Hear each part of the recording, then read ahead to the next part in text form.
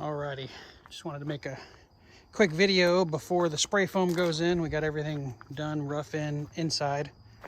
Got my little balcony cover that's gonna go off the back over there. I gotta get it up on the roof and weld it still, but they're gonna come and do the spray foam here in the next couple days. So I wanted to, like I said, take a quick video of what we've done in here so far. And this is with no lights on, so this is just based off of the windows, and it is, what time is it? 7:14.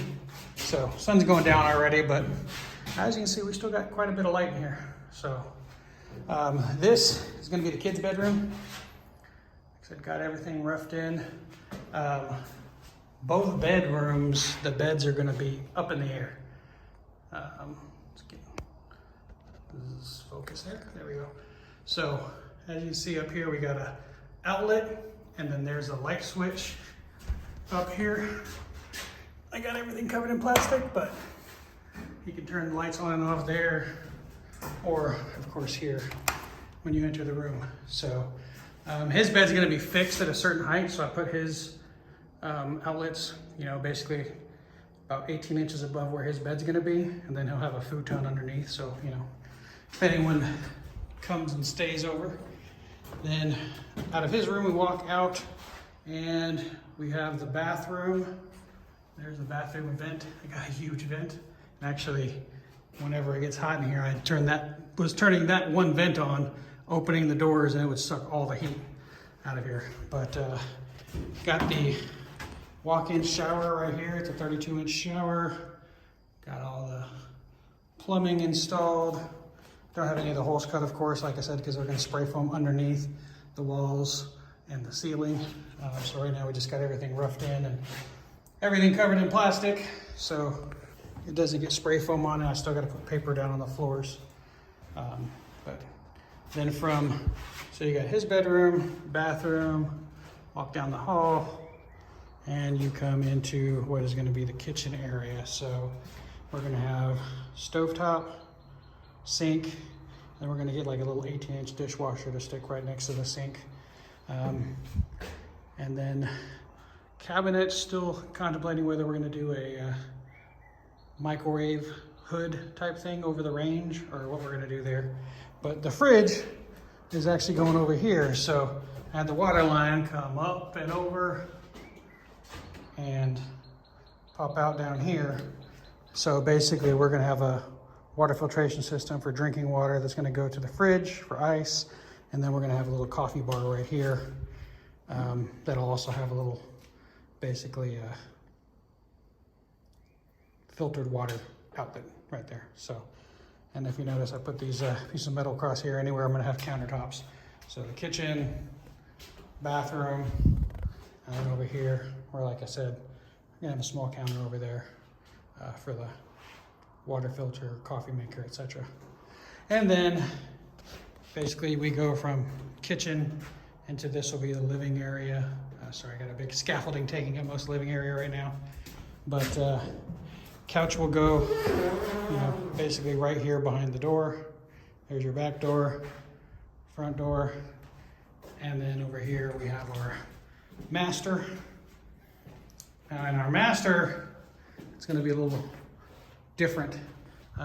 See, our light switches and outlets are actually up higher, because what I'm going to do here is actually put our bed on a basically on a hoist. So I'm going to have to put some pulleys up, put some tracks on the wall, and then if you can see these marks here, basically the lowest I want the bed to be able to come is right here, which is I believe 5 foot, and then the bed will basically, when you're not in it, of course, don't use the hoist when you're in it. That's probably not a smart idea, but basically whenever no one's in the bed will go up to above the door, and that'll leave us enough room. I mean, we're just using 6-inch mattresses on top of basically the platform. So leave enough room so it doesn't block the outlets or cause any sort of fire hazard. But got outlets with USB on either side of the bed for me and the wife, and then we've got a light switch up top there too. Can't reach that one, but there's one down bottom and one up top. So again, we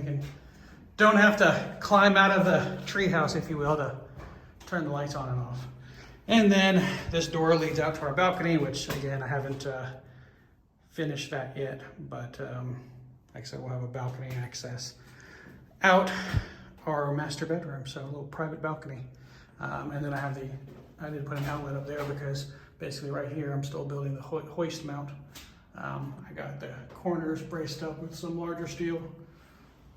And then I'm gonna put a little brace, basically going from the top of this wall over to this beam that I'll be able to hang the little 24-pound hoist off of, and have to work on some bracing and stuff. But for now, that's all I've got up there, just because I want to let them spray foam. Just had to get the stuff that's basically going to be spray foamed around, like these braces. Those had to get put in. And then I'll do the rest after they spray foam and before we do the sheetrock. But like I said, just wanted to make a little video. Now, one thing I did do differently than I've seen, I've never seen this done at all on a container. I'll see if I can find some pictures online, but basically, most people, when they're framing these containers, I don't know if you can see this. So mine, I'm using metal studs for one, and I notched them out. Now this is a 53-foot container, so I don't know how much different this is to a 40-foot as far as these walls go. I don't know if they all have this little C-channel that the corrugated metal is welded to, but ours does. And basically what I did is on the bottom, I just notched out these metal studs and came down. I split one of these tracks down the middle. So basically it's half of a stud width, inch and a half. And basically just notched it out. So a full stud is up top, which when they spray foam, I'm just getting an inch of closed cell spray foam put in here. And then my thoughts are, I want to see, we're about to get into summer here. So while I'm, before I get the sheetrock up, we're already going to have a couple days at 90-something degrees. I just want to kind of see what the temperature's like. And I apologize. I was going to do some temperature meters here on the roof, but it's already cooling off quite a bit. I mean, 79 degrees. Earlier today, it was 140 degrees on the roof, and I just was too busy doing other stuff to make a video of it. So the roof does get extremely hot. So like I said, now the roof, it's got full studs all the way across, just because again, it's got that kind of stick out. That's not a C-channel down there. That's C-channel, because on the outside, that's basically the outside right there. Up top, it's an actual square tubing. But so I used a full piece of the steel track up there and then just put the studs going across. So the roof will have, they're gonna do 1 inch of spray foam, but then again, I wanna come in and put plastic, basically glued to all these studs, and then I'm gonna blow in, if needed. Again, I'm gonna kind of see what the temperatures look like, but I'm gonna blow in some extra insulation, just extra blow in cellulose insulation underneath plastic before I put the sheetrock up. So, but again, I've never seen anyone do framing like this. They always basically put well, for one, they use wood studs, which are, I don't know if anyone's ever seen a FLIR image of a house, but you can literally see the wood studs in the house because they don't have as good of insulating factor as your insulation. So they basically let heat and cold go in and out with these metal studs. Basically, spray foam is going to go underneath the metal studs, fill the metal studs completely, and there'll be no gap in the insulation blanket, at least on the closed cell spray foam. That's going to be everywhere. And then, like I said, I'll just put plastic glued to the studs, and I'll take some more videos of that, when we do it. But I'll put plastic up, and then, if we need it, put more spray foam insulation under the plastic. Not spray foam, sorry. Blow-in insulation that I'm gonna just do myself. So I did spray foam. I don't know if you see, but I sprayed foam behind all the outlets just because I know when those guys come in with their big machines, their machines are designed to fill large gaps. So I went ahead and went in here and spray foam behind anything that might have left a gap.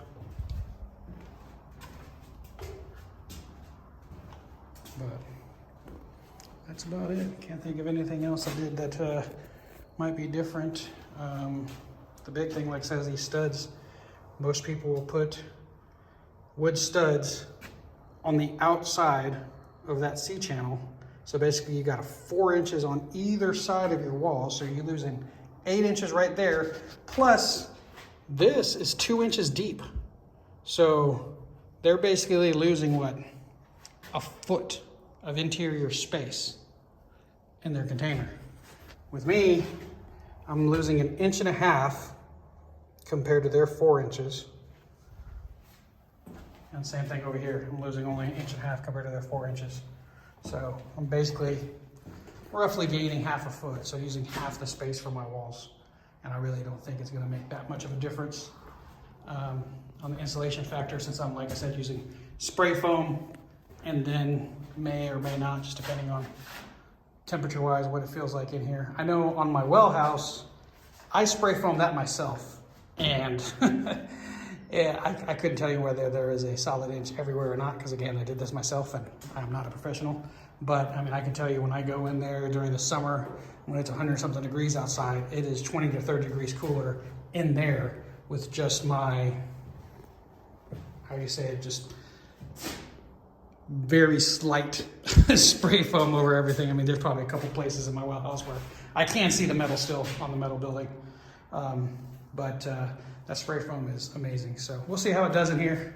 Like I said, during the, before I get the drywall up, I'll put the plastic up and everything else and kind of just see what the temperatures are like. Luckily, we're gonna have some hot temperatures here in the next couple of days, and we'll see what it looks like. But yeah, that's about it. So let me know if y'all have any questions, and you know, kind of go from there. Of course, no ceiling fans in the bedrooms, since we're gonna basically, well, on this one, I put our light way over here because our bed basically is going to come to this stud right here, because we are gonna put a king-size bed up there, because that's what we have now. And you know, even though we're going down to a smaller house, you know, we still want some of the comforts that we have now, which again, king-size bed, it's just gonna be up in the air, but we're still gonna have a king-size bed in here.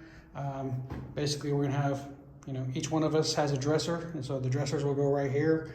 And then as far as hanging clothes, I'm still kind of working that out, because like I can't put a closet or anything over here, because this is a room-to-room vent. I have one here, and I have one above the kids' bedroom over there. You can see it kind of taped off, because basically what we're doing for air conditioning in here, we're gonna have 2 mini splits, one in each bedroom, because honestly, that's where you want to be the most comfortable. I mean, a lot of what we do, the wife is gonna have an office somewhere else on the property. I'm working outside constantly, so, you know, when we sleep is when we need to be the most comfortable. So again, we have these room-to-room vents that are basically going to take the air-conditioned air that are in those rooms and bring it into the living room and the kitchen area. And of course, we can just open the doors too. But, and honestly, the mini splits that we're using, each one by themselves could air condition this entire space. I think altogether we have right at 500 square feet, not including the loft space, of course, because I know like in tiny houses, they include the loft space. I'm just talking about, you know, this is a 53-foot container. It's 9.5 feet wide on the outside. I think inside, I think from stud to stud, I'm right under 8 feet is what I was measuring the other day, because I'm gonna have to, unfortunately, cut sheetrock. But the nice thing is I'll just have single seams, you know. So I have an 8-foot piece, an 8-foot piece, an 8-foot piece.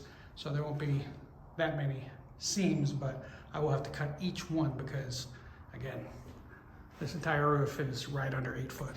But the nice thing is we do have basically 9-foot tall ceilings, because this is a high cube, 9.5 feet. And I only took off basically, you know, 6 inches for the roof. So very tall ceilings, and we will have a ceiling fan in the living room. So, but like I said, I think that's about it. If you have any questions, I'm going to try to throw some pictures in here of basically the foundation, how we've done everything, because that might be a little bit different than how some other people have. I'm sure someone's done it this way, but basically, once this thing is, and I've got it mostly welded, But once this thing's completely welded down, honestly, I'd feel safer in this thing than a stick house during a tornado, because I've got 10 piers that go 4 feet into the ground, and then they all have what's called a surefoot on the bottom of them, which basically is a bell housing, a plastic bell housing that goes on top, on the bottom of these sonotubes that I used. So I use these cardboard sonotubes, and then inside the sonotubes, each one has this plate that they use for metal buildings. So it's got, you know, rebar hooks that go down into the concrete, so they all get set in. And then basically what I used to get this container here, because I didn't want to spend another $500 to 500 or more. 500 was the entry level, to get a crane back here and try to get it to fit. Basically, I got some 6-inch by 3-inch or 4-inch angle iron, and I made myself a nice track. I cut it all out, of course, because I can reuse that angle iron for something else. But I made a track to basically run this container all the way down. But like I said, each one of these piers goes down into the ground 4 feet, and then they have a bell at the bottom, one of those sure feet. So you got that down there. Then it was basically, I made these slabs, they're only like 3 inches thick, just for these four, the 4 on the end, and then these 2 in the center. And these 2 in the center, I don't even think they're necessary, because I mean, there's only feet at the end of the container. There's no feet here. So all I did was basically, whenever I cut this angle iron off here, I just took it and wedged it up underneath there and welded it all together, so it's nice and level and has some sort of center foot, so it doesn't have to span all 40 feet there. And then of course I'm keeping the angle iron, because I basically had to buy 20-foot sections of angle iron, so I used the basically 20 feet there, 20 feet here to cover the 40-foot span. And then the ones that I cut, basically I cut this one, I believe it was 14 feet. So this is 7, so I got another almost 7 feet sticking out past the container, which will be our little balcony off of the master bedroom. And of course, I built this little retaining wall out of earth bags filled with gravel, this same gravel here. Me and the kid just built that up, and then this is full with, it's got about 2 feet of gravel, and then the rest was filled with dirt, and then we put gravel on top as well. So, but, so you know, lots of dirt moving. I'll see if I can find some pictures of when we were putting this in, but basically from, you know, here down,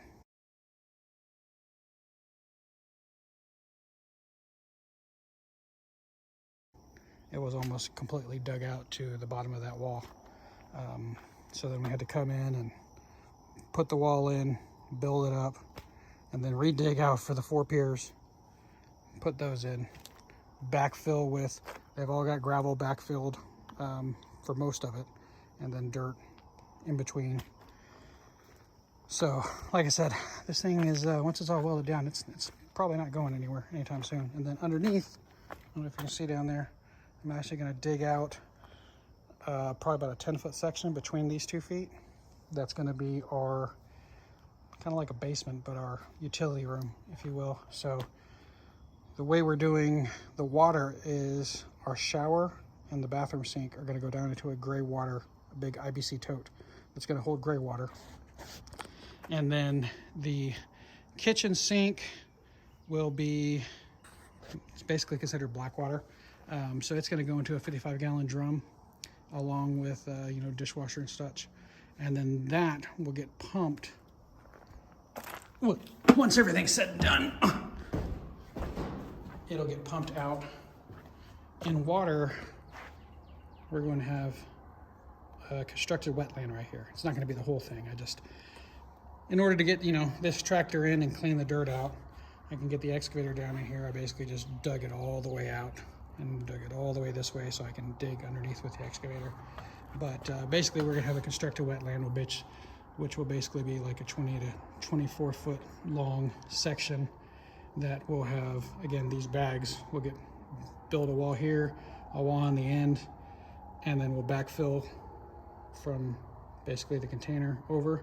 So we'll have a bag wall here, underneath will be a basement, over here will be a constructed wetland with, filled in with dirt in between, and then we're gonna have multiple liners inside this constructed wetland, so none of the water that goes into the constructed wetland will ever basically come out. It'll basically just be there to feed a garden that we'll plant in basically the rock bed, is what we're gonna do there. So like I said, lots of work to do, but it's getting there. The big thing is trying to get the inside finished. Oh, and for toilet, if you didn't already know, we're doing composting toilets, which is actually the wife's idea. So basically it's I am doing what's called a urine diverted composting toilet. So basically the urine will go out into the bed, the flower bed, if you will. But the solids basically stay in a bucket and you cover it with sawdust, peat moss, cocoa husk, different things. But the toilet will be right there, so the only hole that we needed for the toilet is for the urine diversion, going out into the black water tank, basically. But yeah, so I think that's about it. I will, like I said, try to put some pictures and everything else in here, and kind of show the progress as we've gone, and see if I can't make a decent video out of this. I'm not good at these videos, but see what we can do. But it's getting kind of dark, and I still gotta put this paper down so they can spray foam without ruining this wood floors, because we are basically keeping these wood floors, some of the big holes like here, we'll fill in with some gold epoxy, but then the rest, the kid wants to do a galaxy here, because this is metal. This is where the trucks come and could hook up to these containers, I guess. So this piece right here, we're gonna paint it black and do like a galaxy type scene. See how that comes out. But everywhere there's wood is basically just gonna be clear epoxy coated over it. So that way you can still see the nice container wood, because I like the old look of this wood. All the work that is already done and everything that's been in here. So it's kind of cool. So I like it. Big old bolts that are down there. There's a couple missing here and there. So like I said, kind of keep some of the history of the container. But yeah, so it's 22 minutes long of me jabbering on. So I will cut this short, and who knows, maybe I'll cut all this up and dub over it. We'll see. But thanks for watching, and like I said, if you have any questions, feel free to ask.